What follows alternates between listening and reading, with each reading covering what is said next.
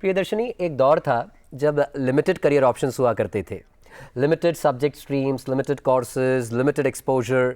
लेकिन अब दौर बदल गया है। अब नए नए सब्जेक्ट्स और नए नए कोर्सेज की डिमांड बढ़ती जा रही है और नॉन कन्वेंशनल करियर ऑप्शंस आज के विद्यार्थियों के सम्मुख उपलब्ध हैं। बिल्कुल Mayank, Radha I feel jealous of this generation, क्योंकि जब हम पढ़ रहे थे तब ऐसे करियर ऑप्शंस क्यों नहीं अवेलेबल थे। अभी किसी को बताते हैं कि आप आर्टिस्ट हैं तो पहले लोग पूछते थे ये तो ठीक है पर आप काम क्या करते हैं, लेकिन अब वो धारणा बदल गई है। आप अगर कोई आर्ट से संबंधित भी कर रहे हैं उसको भी मेन स्ट्रीम करियर की तरह आप फॉलो कर सकते हैं। और उसके अलावा ऐसे ऑफ बीट करियर ऑप्शंस जिनके बारे में लोगों ने सुना ही नहीं था, सिर्फ फिल्म्स में ही उनका जिक्र था, जैसे फॉरेंसिक साइंस एंड क्रिमिनोलॉजी, एक बहुत ही इंटरेस्टिंग फील्ड है। अगर आप उसको परस्यू करना चाहें, उसी के ऊपर डिस्कशन आज होगा। और हमारे साथ गेस्ट भी स्टूडियो में तैयार हैं। जी हाँ, स्वागत करते हैं डॉक्टर प्रशांत चौहान का, who is an assistant professor from Amity university. जी हाँ, और दूसरे गेस्ट हमारे साथ गुरु गोविंद सिंह इंद्रप्रस्थ यूनिवर्सिटी के associate professor doctor Durgesh Tripathi ji हैं। आपका भी बहुत स्वागत है सर डीडी मॉर्निंग शो में। नमस्कार। और परोक्ष रूप से हमारे साथ जुड़ रहे हैं Shri Debashish Upadhyay ji, who is a career counsellor. Discussion की शुरुआत करते हैं प्रशांत जी आपसे। एक लेमैन के दृष्टिकोण से समझना चाहते हैं ये फोरेंसिक्स और क्रिमिनोलॉजी है क्या? क्या ये फिजिकल साइंस का ब्रांच है, अप्लाइड साइंस का ब्रांच है? दर्शकों के खातिर। जी, आपने बहुत अच्छा प्रश्न पूछा। फॉरेंसिक साइंस एक अगर हम देखें रूटीन वे में तो ज़्यादातर इंजीनियरिंग और बायो साइंसेस के बारे में लोग ज़्यादा जानते हैं। फॉरेंसिक एक बहुत ही स्पेशलाइज्ड फील्ड है और जिन लोगों में जिन बच्चों में स्पेशली युवाओं में इंटरेस्ट है कि वो कुछ नया करना चाहते हैं, क्योंकि इस क्षेत्र के बारे में लोगों को कम जानकारी है, तो फॉरेंसिक साइंसेस बेसिकली अगर हम देखें तो इसमें स्पेशलाइजेशन के तौर पे आजकल डीएनए प्रोफाइलिंग, डिजिटल फॉरेंसिक्स एक नया इसमें आया है। और उसके बाद में जितने भी क्राइम रिलेटेड मैटर्स हैं उनको देखने के लिए फॉरेंसिक साइंसेस का बहुत उपयोग हो रहा है। और लोगों में इसकी जागरूकता कम है जैसा मैंने कहा, और इसमें लेकिन अब धीरे धीरे लोगों में इंटरेस्ट इसका बढ़ रहा है। अगर हम देखें तो इसमें undergraduate programme, masters programme, diploma programmes, even PhD programme in forensic sciences भी है। और इसका गवर्नमेंट के साथ साथ प्राइवेट सेक्टर में भी बहुत उपयोग इसका बढ़ रहा है। और ये लीग से हटके कुछ ऐसे कोर्सेज हैं जिनको करने से लोग अच्छे पैसे कमा रहे हैं और देश विदेश में अपना नाम कमा रहे हैं। जी सर, इन्होंने जैसे अभी बताया कि लोग इसमें अपना करियर ऑप्शन बड़ा ही अच्छा बना सकते हैं, लेकिन सवाल ये उठता है कि इसकी कॉलेजेस कहाँ हैं, कौन सा कोर्स अगर हम करें, बैचलर्स ही सफिशिएंट है या मास्टर्स, इसकी जानकारी अभी लोगों के पास कम है। तो आप हमें ये बताएं, अगर मैं कोर्स करना चाहूँ इस फील्ड में तो कहाँ कहाँ ये कोर्सेज अवेलेबल हैं? ये बहुत, सबसे पहले मैं आप सभी को, प्रोडक्शन टीम को ये बधाई देना चाहूँगा कि ये विषय बहुत अनटच्ड था जी, लेकिन आपने इसमें एक्सप्लोर कर रहे हैं। तो मुझे ये पूरा विश्वास है कि जो छात्रों युवाओं को जो ऑप्शंस होने चाहिए कैरियर के बारे में, एडमिशन्स के बारे में, वे आप उनको दे रहे हैं। और जो दूरदर्शन का मुख्य उद्देश्य भी है ज़्यादातर लोगों तक पहुंचना, छात्रों युवाओं को जोड़ना देश से। और जहां तक आपका प्रश्न है कि पूरे देश में कहां कहां है, तो मैं ये कह सकता हूं कि पूरे देश में, चाहे आप ईस्ट देखें, वेस्ट देखें, नॉर्थ देखें, साउथ देखें, और दिल्ली में भी इसके बहुत प्रतिष्ठित संस्थान उपलब्ध हैं। यदि हम बात करें दिल्ली की, तो दिल्ली में गुरु गोविंद सिंह इंद्रप्रस्थ यूनिवर्सिटी जो भारत सरकार की है, दिल्ली सरकार की है, उससे affiliated ministry of home affairs का एक फोरेंसिक साइंस का एक बहुत ही प्रेस्टिजियस इंस्टीट्यूट है और बहुत नॉमिनल चार्जेस पे उनको अवेलेबल है। और सबसे बड़ी चीज़ उसके साथ है कि एडमिशन की प्रोसेस के बारे में बात करें, CUET PG, JEE triple E से, और बहुत सारे ऑप्शंस हैं जिसमें कि आप एडमिशन ले सकते हैं। यदि आप पीछे जाएं और नॉर्थ में तो पंजाब यूनिवर्सिटी में अवेलेबल है। यदि आप बात करें साउथ की तो मद्रास यूनिवर्सिटी में है, कोचीन यूनिवर्सिटी में है। तो ये सभी यूनिवर्सिटीज बैचलर्स, मास्टर्स और रिसर्च प्रोग्राम्स भी देती हैं? निश्चित रूप से, क्योंकि जब ग्रेजुएशन की आप बात करते हैं तो ग्रेजुएशन एक स्नातक लेवल की, यूजी लेवल की अंडरस्टैंडिंग देता है। जब आप और स्पेशलाइज्ड होते हैं तो पोस्ट ग्रेजुएट लेवल पे जाते हैं, और उससे भी सुपर स्पेशलाइज्ड होते हैं तो जैसा कि डॉक्टरेट होती है या PhD in the subject of. तो अब साइबर जैसा कि सर ने भी बताया कि डिजिटल फोरेंसिक की भी बात होनी शुरू हो गई है। पहले हम पास्ट में बात करते थे फोरेंसिक साइंस की, जिसमें कि राइटिंग के बारे में बात होती थी, जिसमें फिंगर एक्सपर्ट्स की बात होती थी, या फिंगर के जो उसमें जो इम्प्रेशंस आते थे, या फिंगरप्रिंट के बारे में होती थी, ब्लड सैंपल के बारे में होती थी, डीएनए के बारे में बात होती थी। लेकिन अब उसमें भी बहुत स्पेशलाइजेशंस आते जा रहे हैं, उसका परव्यू बढ़ रहा है, उसका स्कोप बढ़ रहा है। देवाशीष जी, आप पर आना चाहेंगे, जैसे कि डॉक्टर त्रिपाठी बता रहे थे कि सीयूईटी, जेईई, इसका एडमिशन प्रोसीजर दर्शकों की खातिर अगर आप ब्रीफ में बता दें कि कौन कौन से सब्जेक्ट्स, अगर सीयूईटी, यूजी या पीजी की बात करें तो कौन से सब्जेक्ट्स स्पेसिफिकली सेलेक्ट करना है, क्या जेईई या नीट देना ज़रूरी है, क्या नॉन साइंस बैकग्राउंड का बच्चा भी फोरेंसिक्स में या क्रिमिनोलॉजी में करियर बना सकता है? सबसे बड़ी चीज है, पहले तो ये जानते कि इंडिया में सबसे अच्छी यूनिवर्सिटी है नेशनल फोरेंसिक साइंस यूनिवर्सिटी, जो अभी वर्ल्ड में बनी हुई है फोरेंसिक साइंस पे जी। तो इसकी अपना एग्जाम अलग कराते हैं। इसके 10 सेंटर है, 10 कैंपस है, जो कि इंडिया में सबसे फेमस यूनिवर्सिटी है अगर माना जाए जी। उसके बाद प्राइवेट भी कराती है, जो all India institute of forensic science के लिए इसमें 47 प्राइवेट कॉलेज हैं का एग्जाम होता है। AI all India forensic science entrance test, ये साल में 2 बार होती है, कंप्यूटर बेस्ड एग्जाम है। तो इसी तरह एनएफ की बात मैं कर रहा हूँ, इसके भी साल में 1 बार एग्जाम होता है, इसमें कंप्यूटर बेस्ड एग्जाम होते हैं। इसमें एनएफ सारे प्रोग्राम ऑर्गेनाइज करता है, जैसे बीए का भी करता है, BSc forensic science, integrated BSc forensic science और एमएससी का करता है ये। और जो सेंट्रल यूनिवर्सिटी है सीयूईटी के एग्जाम से भी, जैसे बीएचयू हुआ आपका, सागर में वो है हरिसिंह गौर यूनिवर्सिटी है, इसी तरह बिलासपुर में है गुरु घासीदास यूनिवर्सिटी है, और डीयू में भी प्रोग्राम्स हैं, जैसा अभी सर ने बताया इन्फोसिस यूनिवर्सिटी भी प्रोग्राम ऑर्गेनाइज कर रही है। तो ये सारी यूनिवर्सिटी जो है सीयूईटी से भी होते हैं, और आपका सबसे अच्छा बेस्ट ऑप्शन मेरे समझ से अगर बच्चों के लिए है फोरेंसिक साइंस में तो एनएफएसयू है, उसके 10 कैंपस हैं।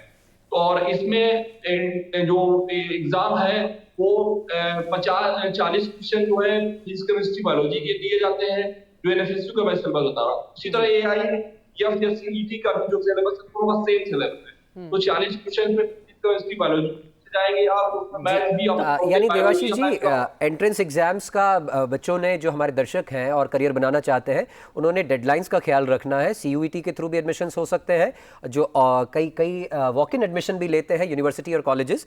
आप पर आना चाहेंगे प्रशांत जी, एक प्रश्न जो अभी भी उसका उत्तर नहीं मिला, क्या नॉन साइंस बैकग्राउंड का जो बच्चा है, कॉमर्स या ह्यूमैनिटीज़ का, वो भी फोरेंसिक्स या क्रिमिनोलॉजी में करियर बना सकता है? नहीं, इसमें 12th में साइंस एक्चुअली रिक्वायरमेंट है कि साइंस होना चाहिए, क्योंकि अगर हम इस फील्ड को देखें तो कहीं ना कहीं इसमें साइंसेस का यूज़ है, फिजिक्स, केमिस्ट्री, बायोलॉजी। तो केमिस्ट्री या आर्ट साइड का या कोई अन्य स्ट्रीम के बच्चे को इसमें आगे तकलीफ हो सकती है और समझ में चीज़ें नहीं आएंगी, तो इसलिए इसमें साइंस होना ज़रूरी है। और अगर देखें हम तो साइंस में अभी तक लोग सिर्फ इंजीनियरिंग में या फिर मेडिकल क्षेत्र में जाते थे, तो आई थिंक इस कार्यक्रम के माध्यम से उन्हें एक ऑप्शन ये भी पता चलेगा कि भाई ये एक बहुत बड़ा फील्ड है, और करेक्शनल सेटिंग में, क्रिमिनोलॉजी में, फोरेंसिक्स में तमाम तरीके की स्कोप बढ़ रहा है। और कहीं ना कहीं वो चाहे एनजीओ सेटिंग हो, जेल सेटिंग हो, या कहीं और भी अगर आप देखें तो बहुत सारी चीज़ें इसमें बढ़ रही हैं। मेरे टच में कई लोग हैं जो तमाम लॉयर्स के संग मिलके कंसल्टेंसी कर रहे हैं, और देश ही नहीं विदेश में जाके लॉ फर्म्स के संग अच्छे खासे पैसे कमा रहे हैं, मतलब लाखों में दे आर अर्निंग। तो आई थिंक एक बहुत बड़ा एक इसमें स्कोप है, और फॉरेंसिक्स की फील्ड डेफिनेटली बच्चों को इसकी जानकारी कम है, और इवन पेरेंट्स को कम है, क्योंकि पेरेंट्स के भी उसमें गाइडेंस रोल होता है।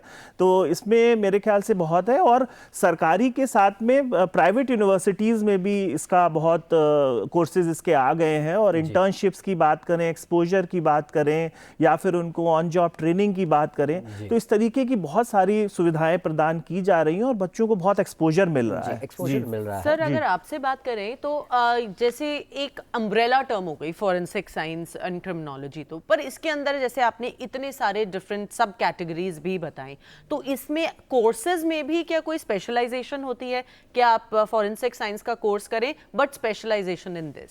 अभी तक जो मेरी जानकारी है अद्यतन, उससे ये है कि जो अंडर ग्रेजुएट कोर्सेज हैं या पोस्ट ग्रेजुएट कोर्सेज हैं, उसमें सारा कुछ एक बना के देते हैं वो। क्योंकि यदि आप सुपर स्पेशलाइज्ड करते हैं तो मुझे नहीं लगता कि फिंगरप्रिंट में सुपर स्पेशलाइजेशन का 3 साल 4 साल या 5 साल का कोर्स एक्सटेंसिव बनाई जा सकती है। और जब हम फोरेंसिक साइंस की बात करते हैं, जब क्रिमिनोलॉजी की बात करते हैं, तो वही सब चीज़ें इंटीग्रेटेड पार्ट है उसकी, और वे सारी चीज़ें मिल के ही यूजी या पीजी लेवल आप बना सकते हैं। हाँ, जब आप सुपर स्पेशलाइज्ड में जाते हैं, पोस्ट पीएचडी लेवल पे जाते हैं, तो किसी एक सब्जेक्ट को उठा के आप जाते हैं। लेकिन उसमें भी जहाँ तक मेरी जो जानकारी है, जो 1-2 लोगों से मेरी जो सीनियर फैकल्टी हैं, डायरेक्टर लेवल पे हैं फॉरेंसिक साइंस में, मिनिस्ट्री ऑफ होम अफेयर्स में, उन्होंने ये बताया कि उसके पीछे केस स्टडीज़ को काफ़ी डिस्कस करते हैं। उसमें ये डिस्कस करते हैं या उस पीएचडी प्रोग्राम में इस तरीके की बातें होती हैं कि कहाँ पे हम लोगों ने गलती करी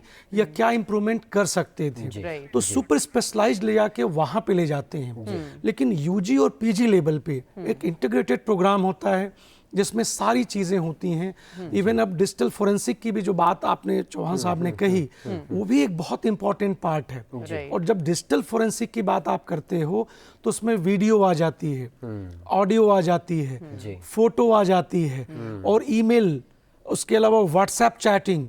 और आप समाचार पत्रों में इस समय पढ़ते होंगे, बहुत इंटरेस्टिंग भी लगता होगा कि किस तरीके से इन्वेस्टिगेटिंग एजेंसीज किसी की मोबाइल से, जिसने कि व्हाट्सएप डिलीट भी कर दिया है, ईमेल डिलीट भी कर दिया है, फिर भी वो रिकवर कर लेते हैं।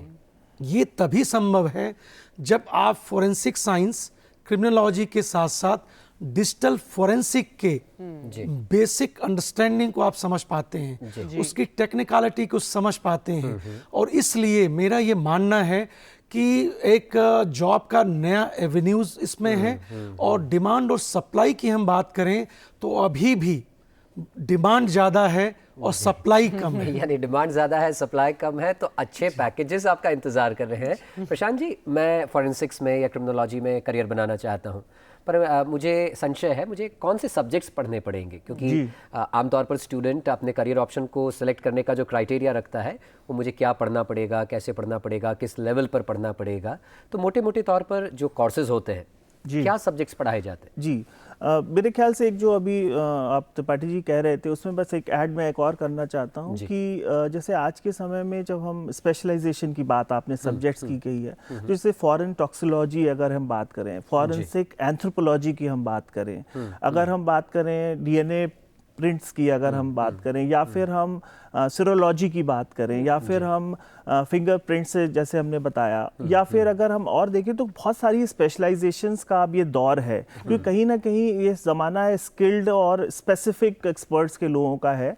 तो इसमें ऐसे कोर्सेज को डाला जा रहा है, और टाइम टू टाइम ऐसी चीज़, जैसे एआई की बात अगर हम करें, आर्टिफिशियल इंटेलिजेंस की या डिजिटल की, तो ऐसे कोर्सेज को भी अब रिवाइज करके as per the industry needs, क्योंकि एक सिलेबस जो 20 साल पहले बना था और आज की नीड को इंडस्ट्री के हिसाब से मैक्स एंड मैच करके उनको इंक्लूड किया जा रहा है।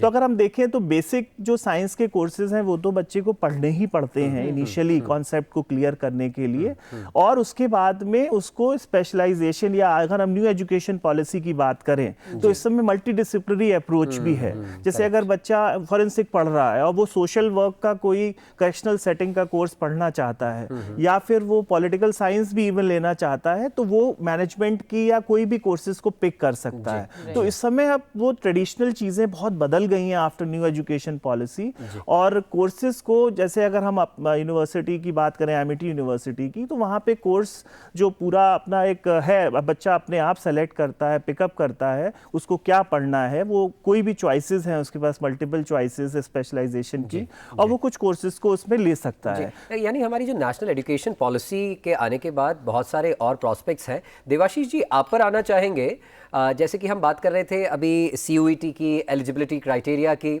मान लीजिए मैंने कोई कोर्स परस्यू कर लिया, डिग्रीधारी मैं हो गया, अब मैं शासकीय सेवा ज्वाइन करना चाहता हूं, मैं CBI या किसी इन्वेस्टिगेशन एजेंसी में नौकरी तलाश रहा हूं, तो उसके लिए मुझे क्या करना होगा? कौन सी एग्ज़ाम देनी होगी, या ये जो वैकेंसीज़ हैं ये कब पब्लिश होती हैं, इसके ऊपर प्रकाश डालें।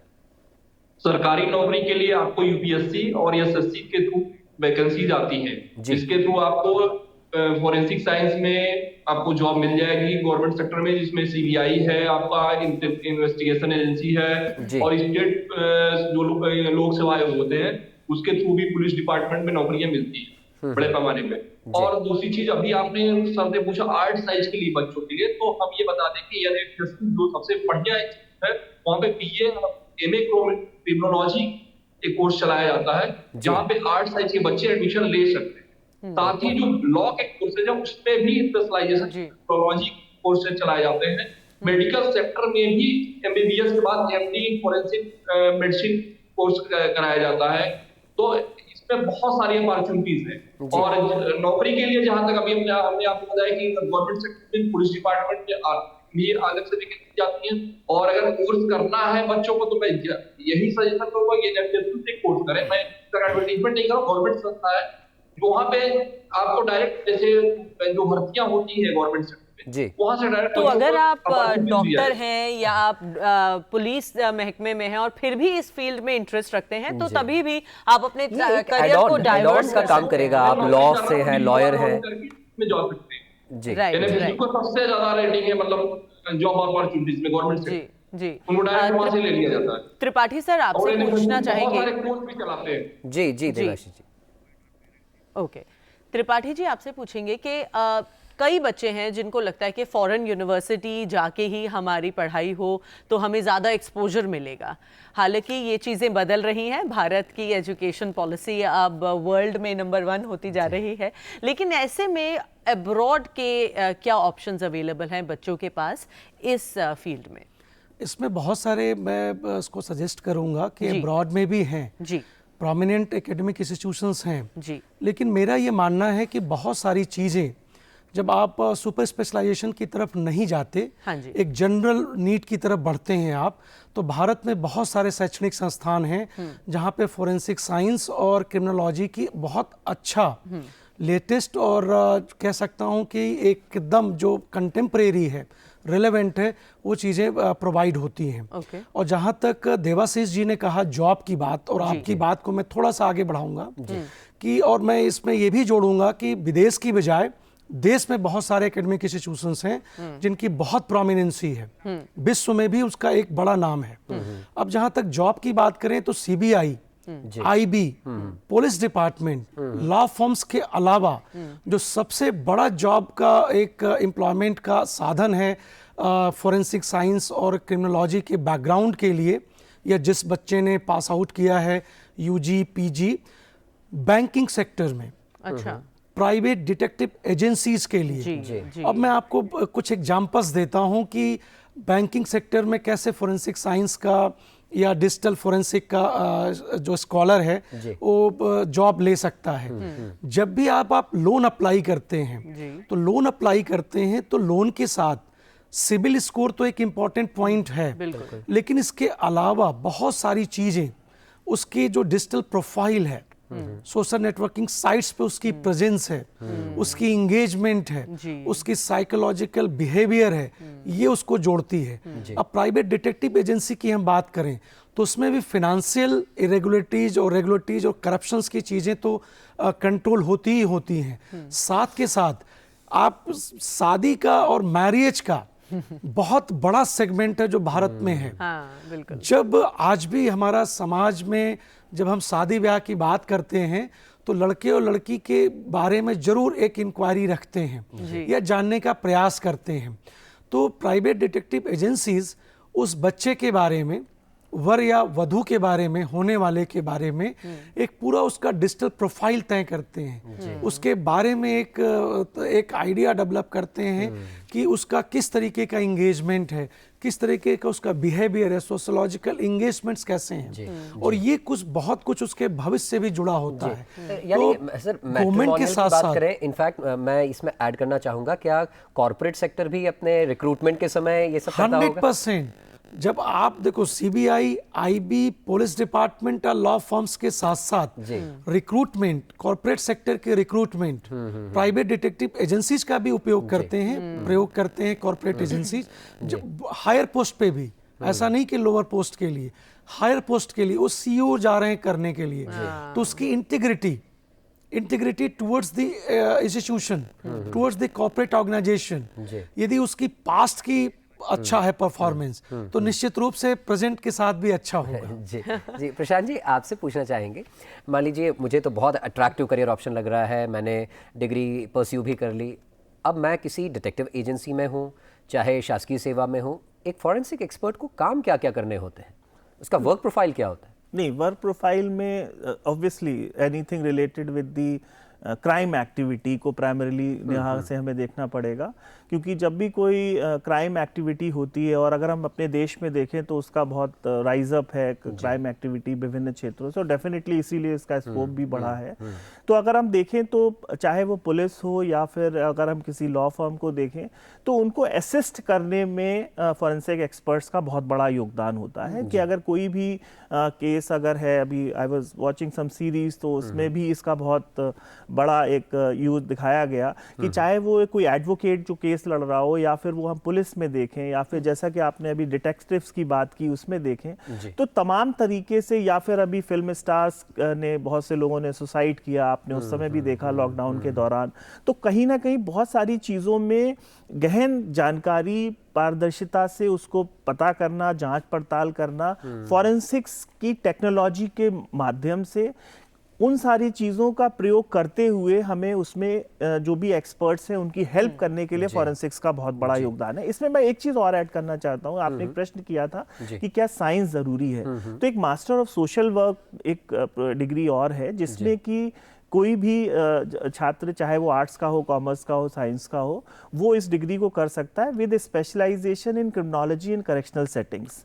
उसको करने के माध्यम से फिर वो तमाम जेल में वेलफेयर ऑफिसर की चाहे जॉब हो, इनमेट्स के संग काम करने का हो, चाहे गैर सरकारी संगठनों के संग कार्य करना हो, शेल्टर होम्स, तमाम जगहों पे ऐसे ऑप्शंस हैं जो भी मिल जाते हैं। प्रशांत जी, जैसे डिटेक्टिव एजेंसी की बात हुई, त्रिपाठी सर आपसे जानना चाहेंगे, अगर मान लीजिए मैं अपनी खुद की प्रोफेशनल प्रैक्टिस करना चाहता हूँ एज अ डिटेक्टिव प्राइवेट, तो उसके लिए मुझे कहाँ से लाइसेंस लेना होगा, इसमें कोई अप्रूवल्स लगेंगे, क्या कंप्लायंसेस करने होंगे? सबसे पहले तो आपको बेसिक अंडरस्टैंडिंग होनी चाहिए। लाइसेंसिंग उसकी बात की प्रक्रिया है, और लाइसेंसिंग की यदि आप बात करते हैं, यदि आप under graduate, post graduate related field में हैं, तो प्रेफरेंस मिलेगा आपको, और ये गवर्नमेंट एजेंसी मान के चलेगी कि आप एक सही या एक पवित्र कार्य के साथ जुड़ रहे हैं। ऐसा नहीं कि आपका प्रोफेशन केवल पैसा कमाने का है, या आपका उद्देश्य केवल पैसा कमाना है। ये सीधे सीधे फिर वही चीज प्रोफाइलिंग पे आती है। इसका वर्क प्रोफाइल चूंकि थोड़ा सा एक लीगल एंगल की ओर डाइवर्ट करता है, तो इसमें कोई हमें लाइसेंस लेना होगा, जैसे शॉप एस्टैब्लिशमेंट लाइसेंस होता है, या कोई प्रोफेशनल के लिए अपने जो प्रोफेशनल एसोसिएशन की मेंबरशिप होती है, वैसे किसी डिटेक्टिव के लिए या फॉरेंसिक एक्सपर्ट के लिए क्या? क्रेडिबिलिटी के लिए सबसे पहले जो शुरुआत उसकी है कि उसकी अपनी एक engagement related with the academic, वो उसकी डिग्री, आप कहीं भी जाओ आप, चाहे पूरे भारत की बात करें या विश्व की, और मैंने विश्व के चाहे ईस्ट की बात करें और चाहे वेस्ट की बात करें, मैं सारे प्रोमिनेंट कंट्री में, टॉप की कंट्रीज में मैं घूमा हूं, और मेरा व्यक्तिगत अनुभव ये है कि जितने भी लोग हैं, चाहे वो प्रोफेशनल फील्ड से हों, चाहे एकेडमिक फील्ड से हों, वो अपने नाम के साथ डिग्री क्यों लगाते हैं? डिग्री एक वैलिडिटी को, ऑथेंटिसिटी को बढ़ाती है, क्रेडिबिलिटी को बढ़ाती है। तो जब क्रेडिबिलिटी आपकी बढ़ती है, तब उसके बाद आपसे लोग एंगेज होंगे। हम कहते हैं शॉप बहुत सारे खोलते हैं, शॉप की लाइसेंस लेके अपनी दुकान को एस्टैब्लिश कर लेते हैं, लेकिन उसी दुकान की एंगेजमेंट, उसी पे ज्यादातर कस्टमर जाएंगे जिसकी की एक क्रेडिबिलिटी होती है, एंगेजमेंट होती है, एक ट्रेडिशनल परंपरा उसके साथ जुड़ी है। तो यदि इस क्षेत्र में आपको अपना कैरियर बनाना है या लोगों से ज्यादा जुड़ना है, तो मुझे ही लगता है कि शुरुआती समय में सारी लाइसेंसिंग के बाद, सारी अप्रूवल के बाद भी आपकी व्यक्तिगत रूप से एक क्रेडिबल ऑथेंटिक इंगेजमेंट जरूरी है, और वही रिफ्लेक्शन सबसे पहले आपको कस्टमर से त्रिपाठी जोड़ता जी, है। हमारे साथ एक कॉलर जुड़ गए हैं, हमारा शो देख रहे हैं, प्रदीप कुमार बात कर रहे हैं। प्रदीप जी, अगर प्रश्न पूछिए अपना, आवाज मिलती है तो। हेलो, नहीं आवाज नहीं मिल रही है जी, हम पूछिए आपको सुन पा रहे हैं, बोलिए। मैं बोल रहा हूँ जी कि बच्चा जेई मेंस में अपियर हो गया है जी, क्या वो एडमिशन ले सकता है क्रिमिनोलॉजी में? ठीक है, बच्चा इनका जेई मेंस क्लियर कर चुका है, तो जी। क्या वो इससे संबंधित फॉरेंसिक किसी भी कोर्स में एडमिशन ले सकता है? इसमें बहुत सिंपल सा आपका प्रश्न है और उसका उत्तर भी बहुत ही सामान्य है। जी, आपको जेई मेंस के बाद बच्चे को खुद से सर्च करना चाहिए भारतवर्ष के जो प्रमुख शैक्षणिक संस्थान हैं, जी। और उनकी जो एलिजिबिलिटी क्राइटेरिया के साथ साथ उसमें ये देखा जाना चाहिए कि बच्चे का इंटरेस्ट एरिया कहाँ है। जी। मेरा पूरा विश्वास है कि भारतवर्ष के जो प्रतिष्ठित एकेडमिक इंस्टीट्यूशंस हैं वहाँ पे उसके जो एक ड्रीम डेस्टिनेशन है उसको मिलेगा, उसके फ्यूचर कैरियर प्रोस्पेक्ट्स को लेके। तो और मेरा निवेदन है आपसे कि बच्चे से भी कहिए कि आपके साथ साथ वे देखें कि जेई मेंस क्लियर करने के बाद जिस तरीके के उसको कैरियर ऑप्शंस बीटेक के बारे में है, कंप्यूटर साइंस इंजीनियरिंग के बारे में है, आईटी के बारे में है, अब तो जैसे कि गुरु गोविंद सिंह इंद्रप्रस्थ यूनिवर्सिटी में आर्टिफिशियल इंटेलिजेंस एंड रोबोटिक्स के बारे में भी हमारा विश्वविद्यालय ऑफर करता है डिग्री। तो उसके साथ साथ इस तरह आपको एकेडमिक इंस्टीट्यूशन को सर्च तो करना अपने होगा। इंटरेस्ट एरिया को पहचानते हुए एकेडमिक इंस्टीट्यूशन का चुनाव किया जा सकता है। जेईई मेंस आपने क्लियर की है, बहुत अच्छे प्रोस्पेक्ट्स फॉरेंसिक्स और क्रिमिनोलॉजी में भी हो सकते हैं। 100%। आप तीनों ही अतिथि हमारे जो गेस्ट एक्सपर्ट्स आज जुड़े, आपसे चर्चा करके निश्चित हमारे दर्शकों को भी लाभ मिला होगा। पूरा विश्वास आप है। तीनों का ही बहुत बहुत धन्यवाद। प्रशांत जी, दुर्गेश जी, देवाशीष जी, आपका भी बहुत बहुत धन्यवाद कार्यक्रम में जुड़ने के लिए। मयंक, हमने डिस्कशन की शुरुआत की थी इस भ्रम के साथ कि सिर्फ सरकारी महकमों में ही फॉरेंसिक की डिमांड है, लेकिन डिस्कशन के अंत तक हम सभी इतने जागरूक हैं कि कितनी वेरियस फील्ड्स हैं जिसमें हम फॉरेंसिक साइंस और क्रिमिनोलॉजी में अपना करियर बना सकते हैं।